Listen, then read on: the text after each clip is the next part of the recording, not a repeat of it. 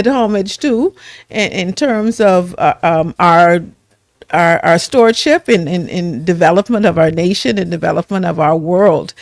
We have a pyramid actually that we use, and it starts with family development. It goes to community development.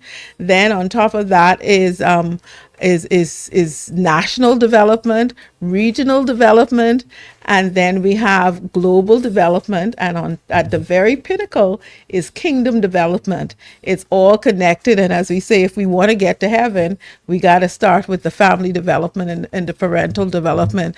And so thank you very much for your submission there. And we know for Director Newbold, she is very concerned about climate change. But what I would like to submit is that, as our consultant Tim Rarick has often reminded us, is that climate change is one thing. But what about the family change that we are experiencing? The family climate change that we are experiencing. The climate change that we usually talk about is the environmental climate change. What about the family climate change? And when we come back, we want to have Director Newell speak about the connection between the two and what she has seen in her experiences in terms of the positive outcomes when families are strong, and the negative when they're weak in terms of addressing climate change. Thank you so much. This is Family Connections with Sister Cher. We'll be back after these messages.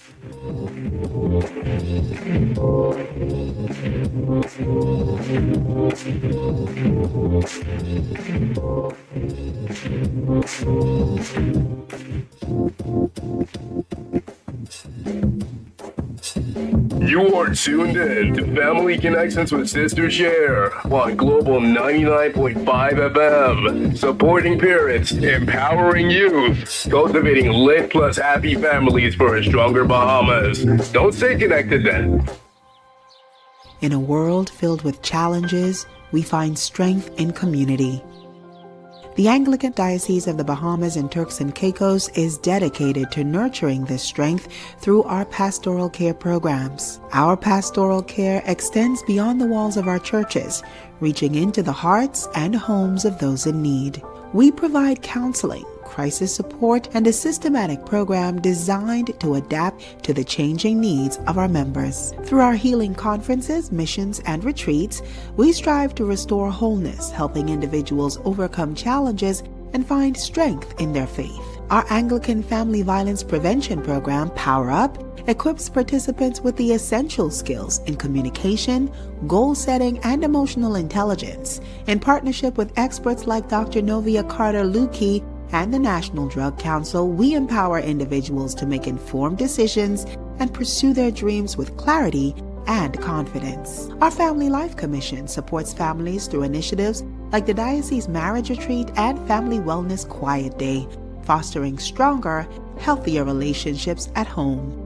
At the heart of our pastoral care is a simple yet profound mission: to be a source of God's love and healing in our community. Join us in making a difference, one life at a time.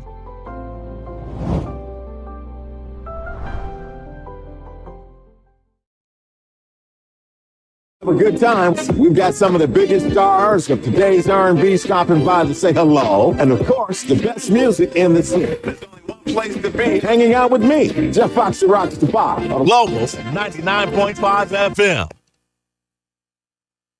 August is going to be epic at the Cricket Club on West Bay Street. Along with their already fantastic menu, it will also be Lobster Fest for the month of August. Lobster fritters, lobster bits, lobster salad, minced lobster, cracked lobster, lobster seafood pot pie, broiled lobster, lobster and steak, lobster, lobster, lobster. Experience the Lobster Fest at the Cricket Club on West Bay Street. They're open Sundays through Saturdays, 8 a.m. to 10 p.m. with live music on Friday nights. And there's a Sans Beer Special, free for $11. So, for that same great food and fun and the August Lobster Fest, come to the Cricket Club, Ames Oval, West Bay Street, telephone 326-4720. You buy it, we can fix it. General Appliance Company, number 233 Market Street, is the place you've been looking for to repair your AC units, commercial and residential, and vehicle AC repairs too. General Appliance Company sells, repairs, and order parts for refrigerators, stoves, freezers. They can order boards for new and used TVs, They repair small home appliances like irons, blenders, fans, and much more. General Appliance Company. Easiest way to get the parts you need, best place to get it fixed. Call General Appliance Company, number 233 Market Street, 323-6086, 323-6086. When you shop Y Cares, you can afford to look good, and that includes your students. Featuring uniforms from all the major schools here in New Providence and some in the Family Islands, plus belts, neckties, and underclothes for the boys, and jumpers, tights, and underwear for the girls. Bags, neckties, shoes, and socks for all the students in your house. That school bell is about to ring, and before it does, you need to visit one of the 3 Y Care locations: Bahama Avenue, East Street South, or Prince Charles Drive. Miss, would you find that your phone for? Child Bahama Circulation just posted this flyer, and I already know where I'm going August 1st and what I going to get. What flyer? The A. Baker and Sons 10 clearance sale. Wait, A. Baker and Sons? Yes, the famous dry goods store on Bay Street. They're making way for new inventory, so they're bringing some stuff to Bahama Circulation and Auction Center for a huge 10 clearance sale. Really? What they gonna have? Back to school basics like shirts, sweaters, pants, dresses, ties, and so much more. Wait, so we need to get there early before everybody else then. That's the plan. August 1st, don't be calling me in the morning because I'll already be shopping. Starting August 1st, don't miss the A. Baker and Sons 10 clearance sale at Bahamas Liquidation and Auction Center, Mackey Street, former Q Club building. Come on down and say hello to Goodbyes. You are tuned in to Family Connections with Sister Cher on Global 99.5 FM. Supporting parents, empowering youth, cultivating lit plus happy families for a stronger Bahamas. Don't stay connected then.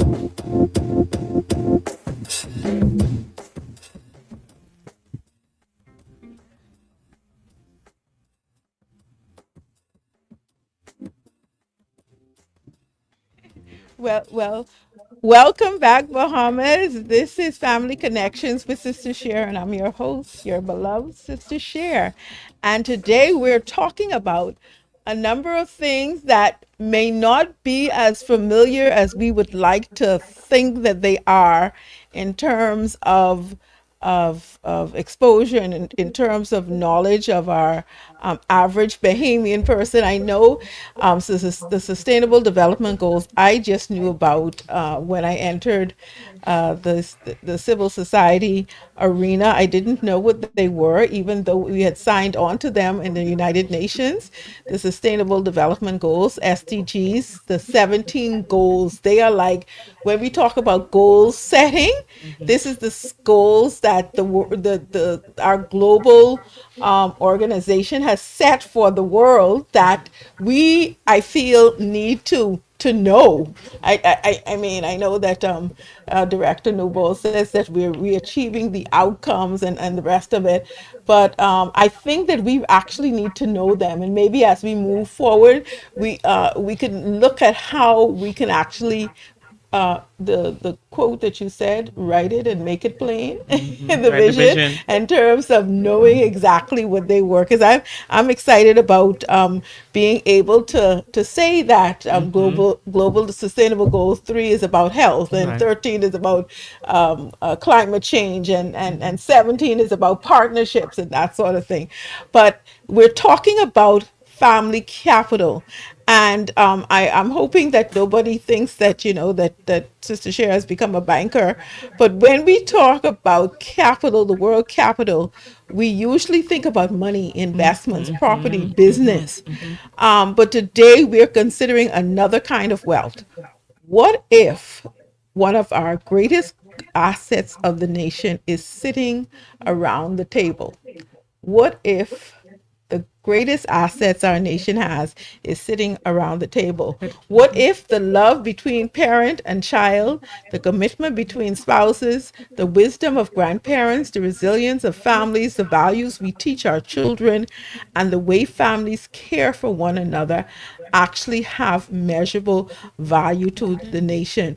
Ambassador Zonical says that that the core here is our connection with God, and this is actually what he wants us to achieve. These are the goals, as I said before in another episode, that when we die and go to heaven, this is he's going to ask us how much money we have. He's going to ask us what relationships did we build, because the relationship that he initially put on this earth was about husband and wife and the creation and having children and building and just having that love, the faith and the unity that is required to be able to build a nation. So that's what we're talking about. We're talking about family capital. And if we can bring in Director Newbold again, and I posed the question in terms of climate change and family climate change. How is that affecting our outcomes? Because I know you shared with us how climate change is affecting it, but what about, how does that connect with the family changes that you have seen and the possibilities of family capacity building that will help us to be able to combat the environmental climate change that we speak about? Well, I think that the way climate change may be impacting our the whole issue of the family would be in terms of one word: hurricanes. You when you before we went to the break, you asked what is the best and the worst of climate change as it relates to the family. The best and the worst is shown through the lens of the experience of a hurricane. When we look back at the stories that are being told of what happened during Dorian between Abaco and Grand Bahama, and even some years ago when Long Island was under hurricanes, was suffering from a hurricane. I think it was Matthew when the island was cut in half. The stories of sacrifice, the stories of people pulling together, and communities pulling together for the protection and the rescuing of immediate family members of other persons who are not related to them. That's when the best of us as a family, a nation, when we work together to help one another out during those times of great stress and strain. But it is also a time when the worst of us as a family is also exposed. When we realize that the support systems are not there, when we see the challenges and the deficiencies in the relationships that we have built, when people turn to every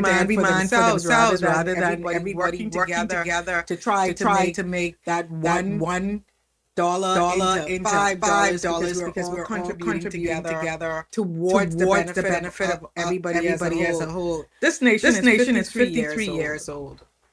53 years of independence. And this issue of the family has been a challenge from day one. From we came to this beautiful place as slaves, already fractured without the unity of a father and a mother and the children together. We came here fractured as individuals. Our whole the metric under which we developed as a nation was that way. And it would seem that at every turn, we were struggling to maintain this holistic issue of family.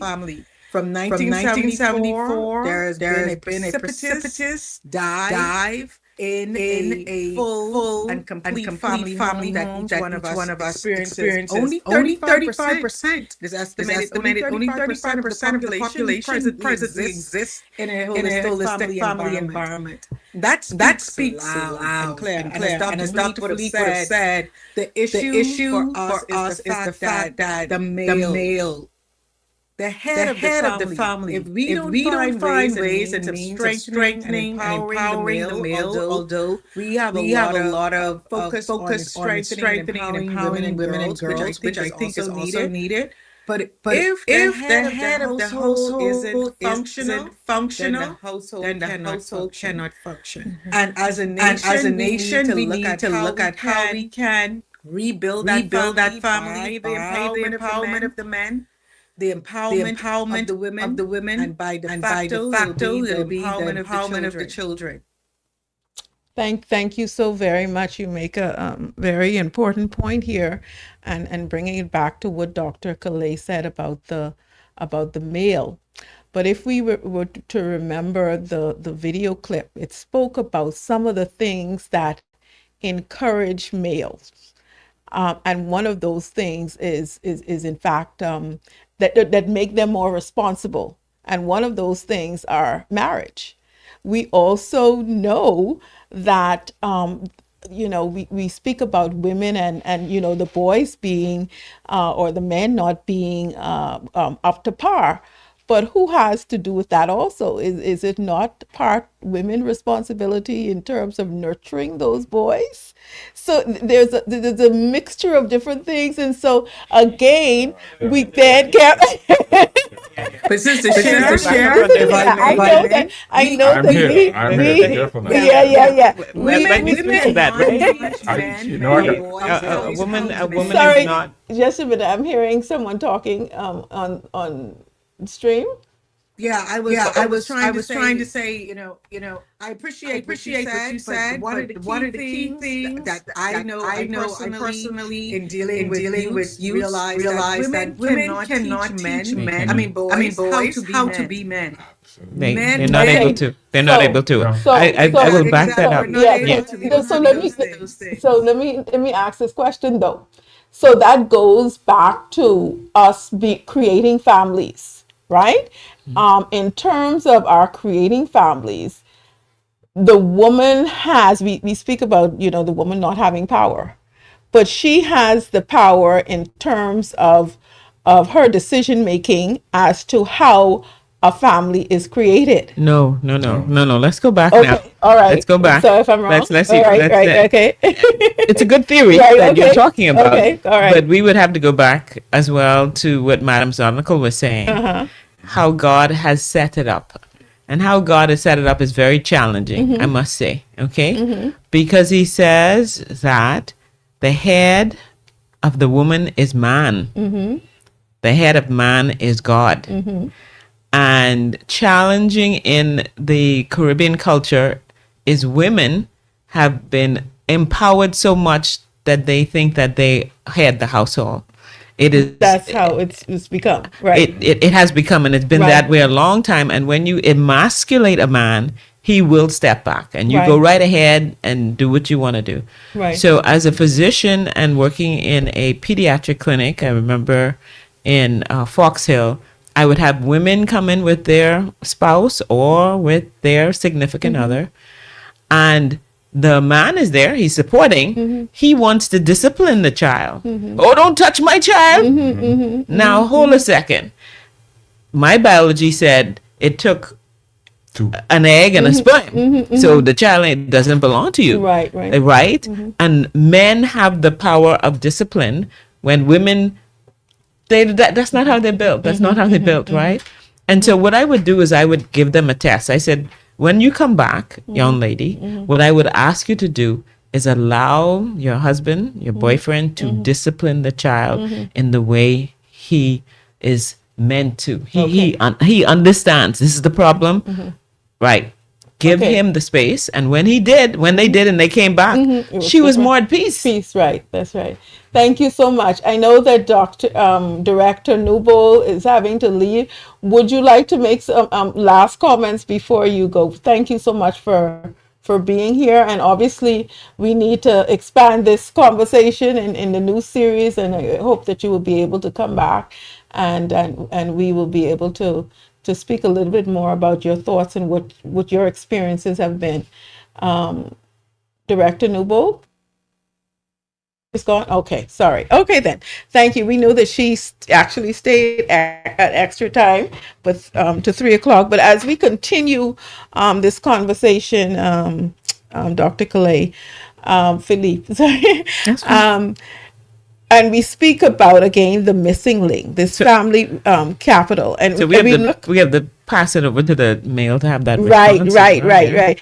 So I don't know if I was completely, maybe I didn't share it clearly enough. But when we speak about the pattern that God has set Yeah. for a male and a female to create, for them to be a family and then expand the family in terms of having children, that has been screwed in the sense that we are now having more single women heading the households. Yes. So what I'm saying is they are, for whatever reason, and I have the greatest compassion, for women who, and from me as a woman who require love, we need love. That is one of our core needs. And so we are seeing a number of women who are giving sex for love and creating families. So those boys or children that come out of those families have less capacity in terms of a unit. So that's why I say that we have to look at where the responsibility is. The video shared that men have a greater commitment when they are married. So the women have something to do with it when we decide that we're going to be a single family by having children outside of wedlock. So that is my point I agree. in terms of how we have to take responsibility for the boys who will then become men if they are not properly enter into a system that they're going to be supported in. So does that make sense? Yes, I want to respond to that Okay, after, go ahead. Professor. Let me be clear here. I have been outnumbered. Again, Right, four, actually. It's down. In this program. But anybody who knows me will tell you that has never been a problem for me because I've not been shy of being able to stand up and say what's necessary to be said. With the greatest of respect. Having said that, fun and jokes aside, I've been involved in this area since 2005, even after I retired. As a teacher, I taught high school at C.C. Sweeting. This is in the days, it was called the Big Doll House. That's right. That's right. 1977, 78. I also taught at the College of Bahamas for 2 years before I went off to my doctorate and teach at Florida University. Now, 2 incidents. At the College of Bahamas, my good friend and colleague at the time was Dr. Leon Higgs. He actually brought me into the business department at the College of Bahamas. We noticed a strange phenomenon. Listen carefully now. It was the girls, the young women that were going to classes, that were trained for college. The boys and the young men were on the blocks. They paid for the education of their girlfriends and wives, and they dropped them off and they picked them up, but they were not in schools. We came to several conclusions. In 25, 30 years, it's going to be the women that's running this country, or they're going to be in charge of institutions, organizations. The men are going to be on the outside looking in. The problem is going to be multiplied because, one, those men are going to find that they can no longer communicate with those women. And when they run out of words, they resort to violence. That's going to mean a breakdown because then those women are going to run or say, I can't deal with them anymore. Right? So part of the problem has to do with the boys or the men making bad choices. But what comes before that is that they were made to be that way because of societal circumstances. At C.C. Sweeting, the problem of gangs was still there. At April, I threw away the curriculum.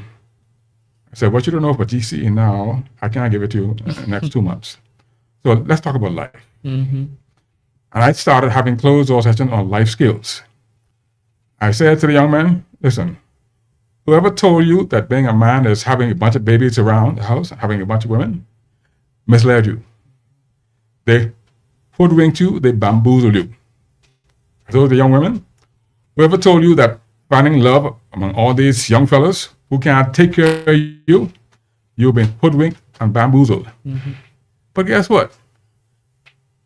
The young lady said to me, if I don't take the money home in my house, my ma gonna beat me. The old men, married men, used to be outside waiting around with their Cadillacs and big cars, waiting to pick up those young girls to take care of them after school. The young men would say, listen, I ain't got no daddy. My daddy don't show up. Said, home, my ma, my grandma, my auntie always rule me. Come to school, bunch of women teaching me again. Say, I tired of this. He said, teach in the gang, we got all to say. So all those are gems about why we have gang problems, etc. The problem is that the males were socialized and the females were socialized not to be responsible. And so you talk about marriage, yes, but many of those men are not ready for marriage. They can't do that. They can't do it. So there has to be foundational work, which Dr. Dave and myself have been involved in the prison for many, many years.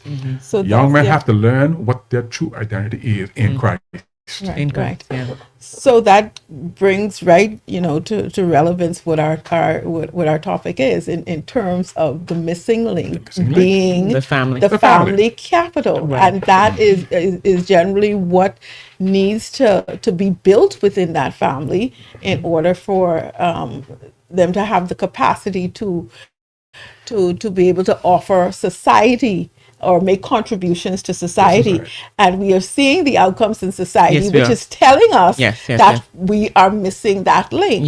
And as much as we talk about it, we talk about the family, we talk about, that it is the cornerstone or the fabric of society, are we in fact being intentional about this need, or are we just continuing to go around the mulberry bush and finding, and treating the symptoms of the root problem rather than directly dealing with the root, and that is building the family capital. Right. Dr. Clay. I totally agree with what you're saying, and I would, as Madam Zonical would say, recommend that there is a family policy that the country would need to set up. An act of supporting the family, as the fundamental strength of the country. I taught at D.W. Davis. At that time, the acronym was Dumb, Wild, and Dangerous. Wow. Okay. Right. Very powerful gangs, the Gun Dogs, Q Dogs, the Culmosville. I went to SAC, and so thrown into teaching was like a different environment. But again, the reality was the educational system did not nurture the skill and ability for some people. Some people, the Philippe family, that's my family. They went to CC Sweeting and they're doing amazing work, right? Others have come out of government high and all. We're not talking about those people. We're talking about the majority of the population. What are we offering those students and their families? And so I had to come to the recognition that I needed to respect the families. And because I was able to respect the families, when I spoke to the students and I encouraged them, I want your parents to come to pick up your a report card, tell them it's very important, let them talk to their bosses. I had 85%. The students were, and those who did not come wrote me a letter. Wow. Right? So even in the system, when we start thinking down about these families, they're really doing their best, in what they have. But we have to elevate. We have to start thinking, how do we, and do we have a policy that says in the Bahamas, the family is fundamental. That's and we have those things that are needed for the family, right? Because I would do the same with my young men. It's habit. Well, I couldn't teach the guys. I had to leave that class. That was not possible. Distracting, very distracting. Right. But I think the education, right? And then if you throw someone into marriage that has no skill and ability about just basic relationships, again, going back to teaching about relationships. When we did family life at my school, at the Big Red Machine, we taught about relationship, about communication, about responsibility, right? When my sister, Sakia, came into SAC, they were taught about babies and they had to carry a baby at school. Right. Early, Right. they recognize this ain't no joke. No. Right? It's a very difficult responsibility. And so now we have to change the culture to elevate that marriage is important. You can get married at a young age. Remember now that's what happened. Women were told to go get your job, child. You don't need a man. You remember that preaching days? I remember those days. Your job, be independent. Be independent. Right. But that was a change, though, from what was before, in terms of when the industrialization that came around. It was in the 1960s, 1970s. That hey, from the wartime, period of time, when men had to go off and then you fight. had to actually Only the women were left. Right. But to me, it's and it would be hard to dispute that there is an intentionality to divide the family. Hey, there's a threat. But you know whose job is that, right? Of course, the Kill, adversary steal, and destroy. And so that is what we need to recognize that has happened. That's what we've forgotten. That there is who the real enemy is. The enemy is, and that we have just as hard as he's working, we have to work harder and being more intentional about building that, because the adversary would tell us just deal with the outcomes, just deal with what's happening, and it'll be okay. And we're running out of sustainability in terms of being able to sustain this craziness. Concomitant to that is another aspect, and the aspect that I focused on for many years at BAIC and private sector at churches. Many young men also were never taught how to make money. They go get a job. They go to the job and they go and get a trade. Right. But that trade generally stays minimum wage for the rest of their life. So that can only take care of one person. Right. They were not taught the other things about budgeting and those kind of things. Neither were the women. But and that's how we did this. We did test among young men throughout the communities where we went, various islands. How do you feel when you have money in your pocket? You feel, Every young man and older man can tell you when they have money in the bank, they walk differently, they talk differently, they behave differently. So we began a program that using Dave, what's the fellow's name? Dave, the foreign guy. Anyway, I don't remember his name right now. Dave Ramsey. Yes. Based on that. Yes. Right? The envelope program. Oh, yes. Listen, we told every young man, every paycheck you get, first thing you do is put it in savings. Yes. Now, when I was working years ago, starting construction, we used to take our money and save so we could buy cloth to make pants, so we can impress the young ladies. So when did this breakdown happen? Because we continue to talk about the incapacity of our boys, the incapacity of our women. When did this happen? When we weren't doing or following the pattern that we had. I mean, when we talk about business was family business.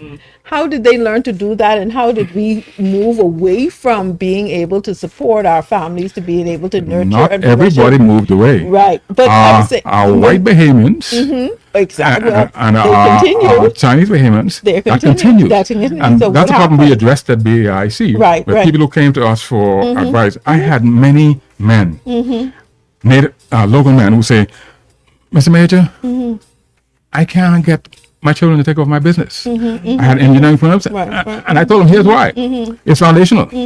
I said, all you have to do is go check the Chinese stores. Go check the stores where our white Bahamians are.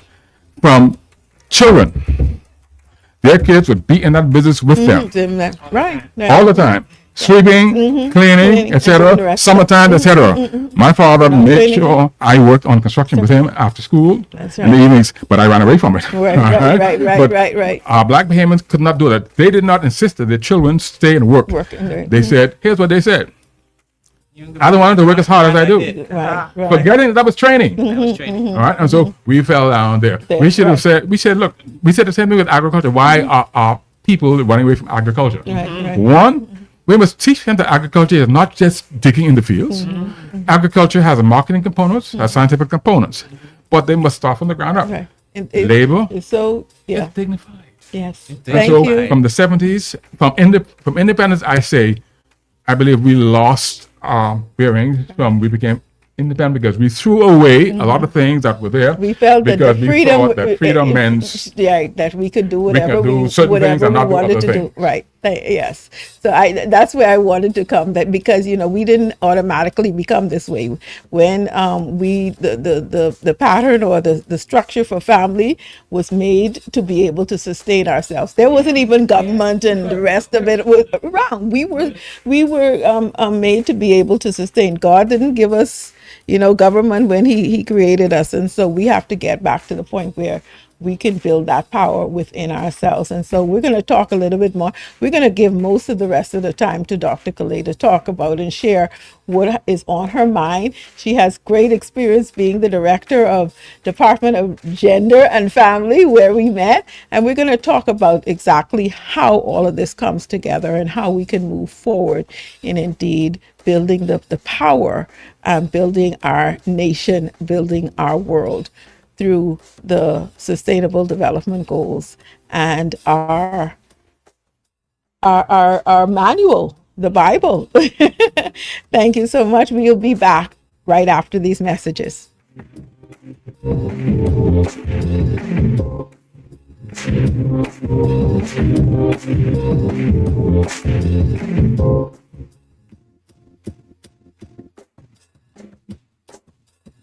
You are tuned in to Family Connections with Sister Cher on Global 99.5 FM, supporting parents, empowering youth, cultivating lit plus happy families for a stronger Bahamas. Don't stay connected then. In a world filled with challenges, we find strength in community.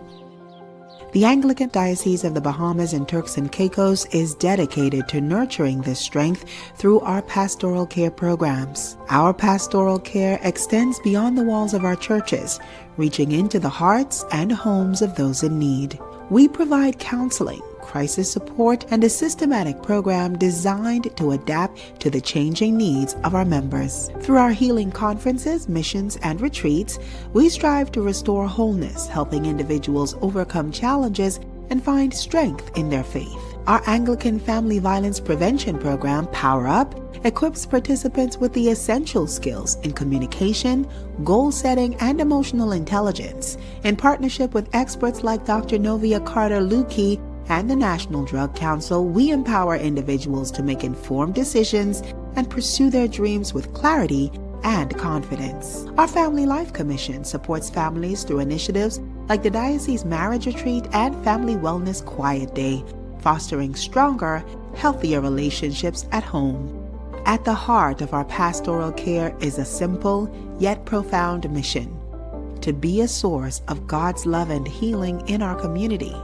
Join us in making a difference, one life at a time.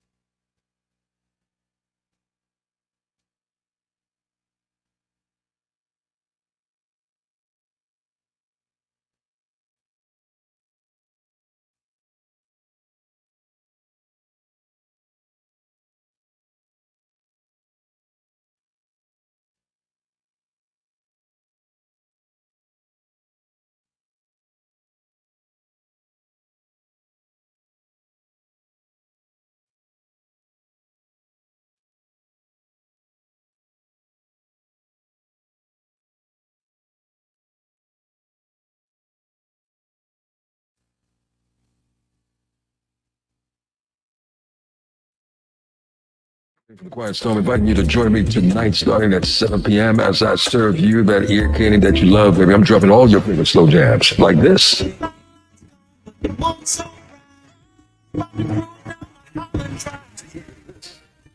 So lock in with me. It's the Quiet Storm, baby. The Bahamas #1 for R&B. It's Global 99.5 FM. Perfume Bar is saying bye-bye summer with our buy one, get one 25% off promo. Stock up on your sizzling summer fragrances, Red Hot Cosmetics, Cooling Cosmetics, and Bijou Turner Beach Babe accessories. Bye-bye summer, let's BOGO, only at the Perfume Bar. The Cricket Club on West Bay Street. Along with their already fantastic menu, it will also be Lobster Fest for the month of August. Lobster fritters, lobster bits, lobster salad, minced lobster, cracked lobster, lobster seafood pot pie, broiled lobster and steak.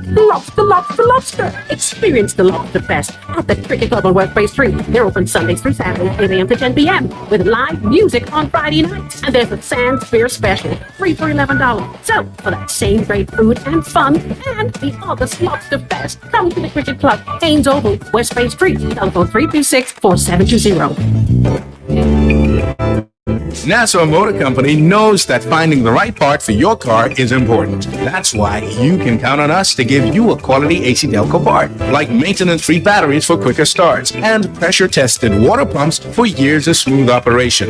AC Delco parts are made to strict GM specifications and fit most cars and trucks in the Bahamas. Nassau Motor Company, AC Delco, and you, a winning combination. When you shop Y Cares, you can afford to look good, and that includes your students. Featuring uniforms from all the major schools here in New Providence and some in the Family Islands, plus belts, neckties, and underclothes for the boys, and jumpers, tights, and underwear for the girls. Bags, neckties, shoes, and socks for all the students in your house. That school bell is about to ring, and before it does, you need to visit one of the 3 Y Care locations: Bahama Avenue, East Street South, or Prince Charles. Steve Harvey here from the Steve Harvey Morning Show. Everybody knows that I love to chill out with great music.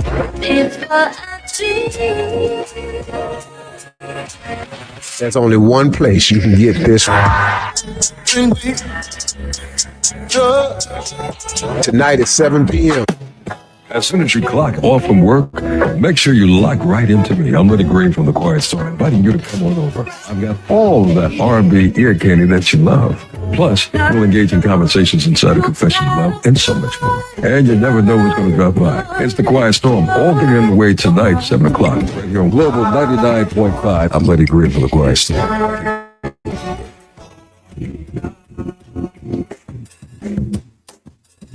You are tuned in to Family Connections with Sister Cher on Global 99.5 FM, supporting parents, empowering youth, cultivating lit plus happy families for a stronger Bahamas. Don't stay connected then.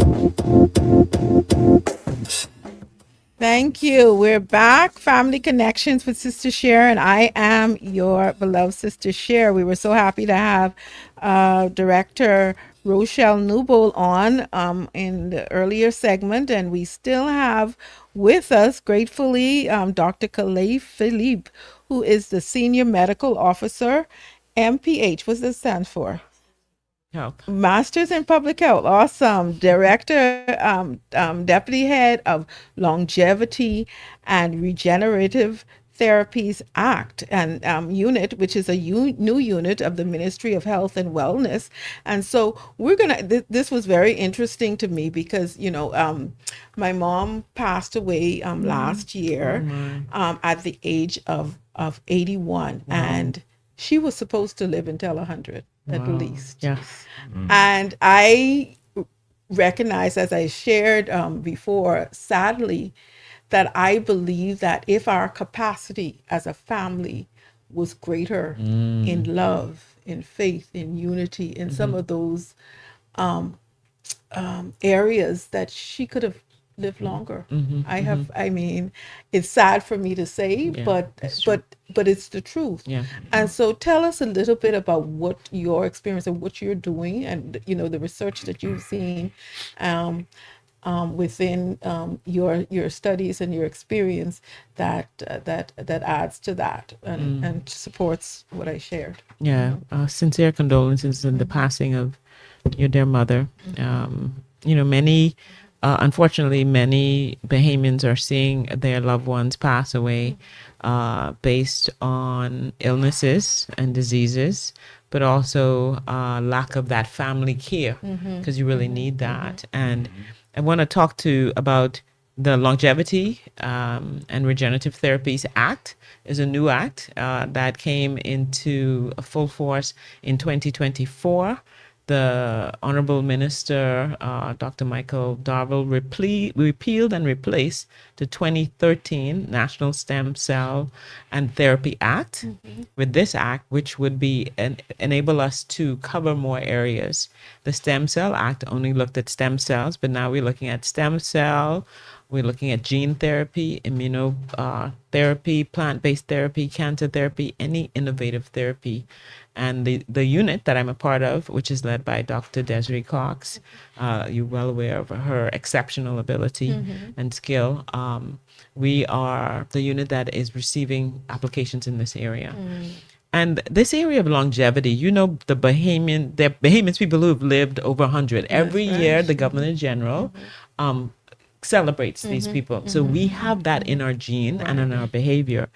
And now there's something called longevity enriched families. Okay. Right? Wow, and these are families that share their knowledge, their love, their support to help each other live longer. And in these families, they experience at least 25% reduction in mortality and diseases. So the other thing is we want our families, Bahamas Strong, families forever.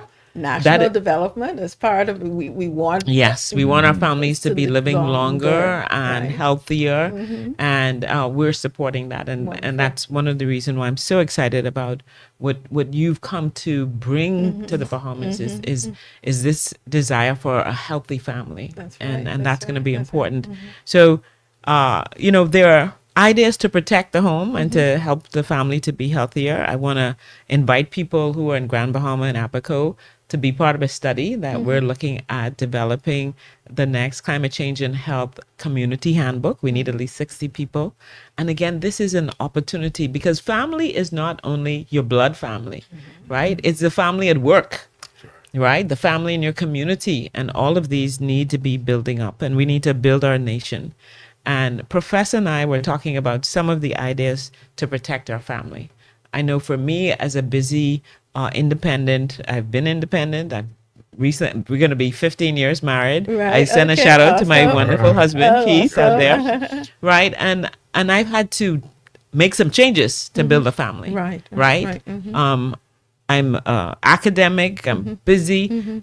9 to 5, 5:30, 6 o'clock. I got to drop the work. I must become the wife. I must cross that threshold. I must think of what's for dinner. How do I encourage my husband? How do I encourage my family? But we have gotten too busy. You talked about the greatest asset is sitting around the table. That's right. We have to get back to that asset, or driving in the car. We drive in the car. We pray in the car. Sunday meals together. Sunday The meals. table, go to the family. The summer times. Put these away. And put the phone away. So these are something that we can do. And, I remember I always talk about writing the vision, making it plain, Habakkuk 2:2. What is our vision in the Bahamas for great families? We need to write that vision. It needs to become an act, something that we are pushing, we're supporting. And the Sustainable Development Goals, families should know these goals and they're working towards the goal. Goals, right? And so I think community engagement is very important and a strong component of family and community. And Sister Cher, you're doing a great job. And this is the way to do it, to bring it more aware how important the family is. But Prof, tell us some ideas that you did as a husband to make sure your family was. Thank you. Let me backtrack a bit. I appreciate what you've been saying. But let me start with this. At BAIC and privately, I and my team did many seminars on enrichment and financial fitness. One of the key things that we always presented at the very beginning was your famous words. What is your vision for your family? The husband and the wife together, or if there was no husband, we did the wife. First, you need to have a vision for your family. What do you want your family to be? What are your goals for your families? In my household, one of the things that is we always had worships, family worships in the morning, devotional period of time, 10, 15 minutes. On Fridays, which is for our Sabbaths, we have a full hour of vesper time, where each one would get that devotional component and participate in the program. That was togetherness time. Togetherness, yeah. I made sure that we tried to eat at least one meal a day together as a family at the table. Yes. Some want to go to the TV, others say, no, let's sit down as a family and eat together. Yeah. And some of the kids kicked about that. But there were other things too. Intentionality. Saturday nights, for example. TCBY. Oh, yes. Friday night was my time to provide the meal. So to get hot dogs, plant-based hot dogs. My son, who's in Canada now, used to invite his college mates to come. You got to taste my dad's hot dogs. Wow. All right. We would also have special time together. My daughter reminded me when she came back to visit last year. Any more TCBY? Oh, wow. So I'm talking about tradition, rituals, intentional. Every birthday was celebrated. Each child had their own birthday cake. We're doing it again in my mother's household this Saturday for one of my brothers. Wow. There were 7 of us. Each one of us had a birthday, except that I had to share mine with my brother, who was on the same day as mine. We're talking about the glue that pulls the family. Yes. All right? Yes. And every family ought to do this. When I lived in the U.S., I would visit some of my college mates' parents. On Thanksgiving, all roads lead home. Yes, yes. All right? So we had the same thing. So here we need those kind of things. Yeah. It speaks about what our mission is all about, is cultivating loving, intentional, truthful, harmonious, abundant, productive, progressive, yesable, which is the acronym for LIT. Yesable, positivity, the goal setting, and I'm sure within health and wellness, we speak about the importance of what wellness has to do with, family has to do with well-being, being did with that. And I just want to share a little bit about Tim Merrick was supposed to be on, as you would have known, we were on a platform with him in 2021 when he shared about his work in as a marriage and family therapist. And actually, I have a book here, and this is where it came from. Wow, Family and the SDGs. And you see how big this book is, right? So it speaks, this speaks about how the families are key, which successive United Nations secretaries have said that families are key. And so like you say about that policy, that intentionality, that focus that we as a nation need to have if we foresee any restoration of what is needed in terms of ending poverty, which is the mandate of the new Minister of Social Services. And the first chapter is actually written by Tim Merrick, who is, of course, MacFam's consultant, and it says, "End poverty, fatherhood, the antibiotic to the poverty problem."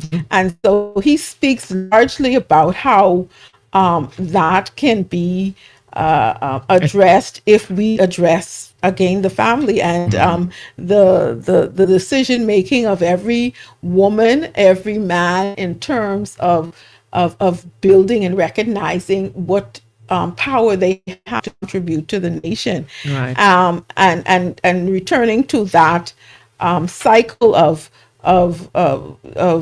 actually changing what we used to know as love, marriage, and a baby carriage. We need to bring that back because the vicious cycle has actually become fatherlessness, living in poverty, poorly educated, impaired competence and skills, risky sexual behavior, baby, then cohabitation or divorce, fatherlessness, and then the cycle starts again. And so we have to rechange that cycle in order for us to deal with poverty. And Sister Cher, let me plug in about that poverty. I make a shout out to the Bahamas National Breastfeeding Association. They just did their national week last week.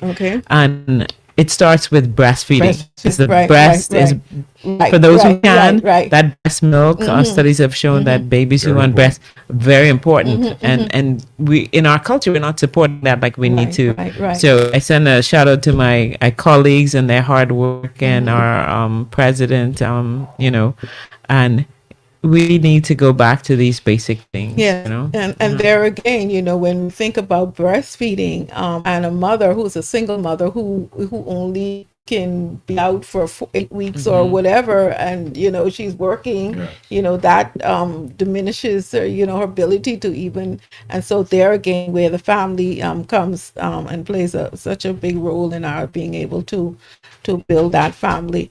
The time has gone much too fast. And so obviously we're grateful for the next series that will start September 15, and it will be completely dedicated to family capital. Wow. And actually going through all of those SDGs and seeing how family capital can actually address that. We're really excited about that, and about having partners and supporters to help us to be able to bring that about. I want to just ask one question, and then we'll end with this. If the Prime Minister gave each of you 60 seconds and asked, what one investment in family capital should the Bahamas prioritize, what would you tell him? 30 seconds for Professor, 30 seconds for Dr. Calais. What one investment in family capital should the Bahamas prioritize?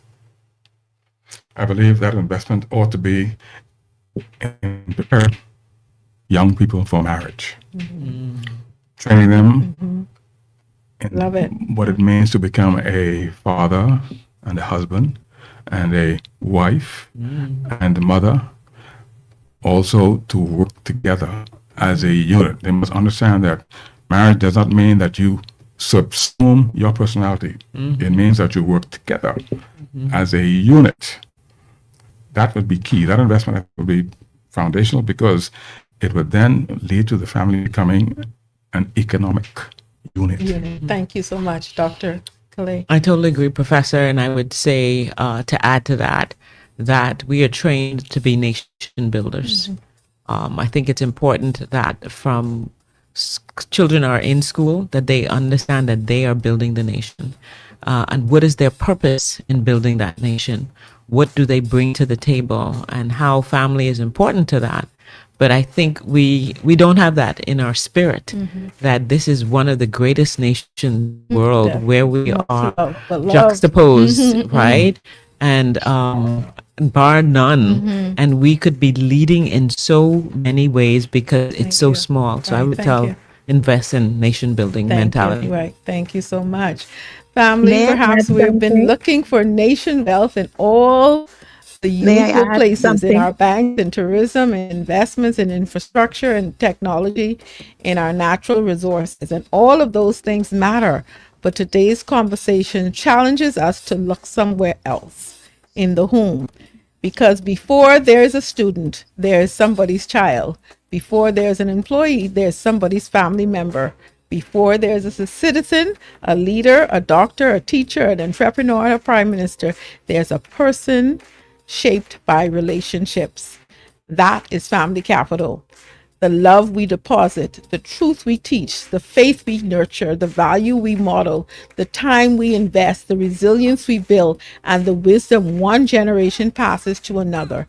Maybe family isn't simply another item on the national development agenda. Maybe family is the foundation underneath the agenda.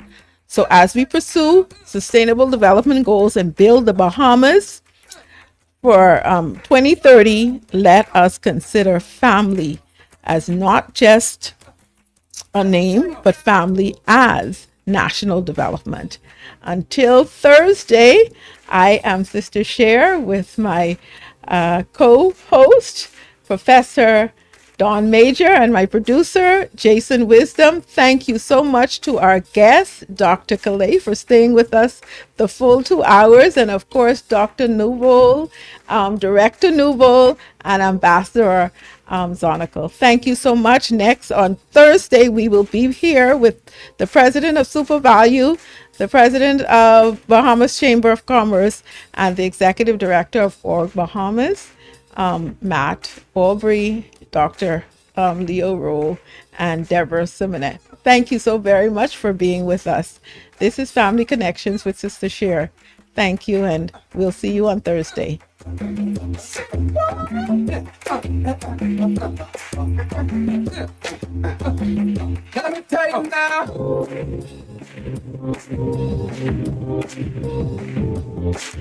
Global 99.5 FM reminds our listeners that the views and opinions expressed on this show are those of the host and guests and not necessarily the opinions of the owners of Global Communications Network and the operators of this radio station. This is not.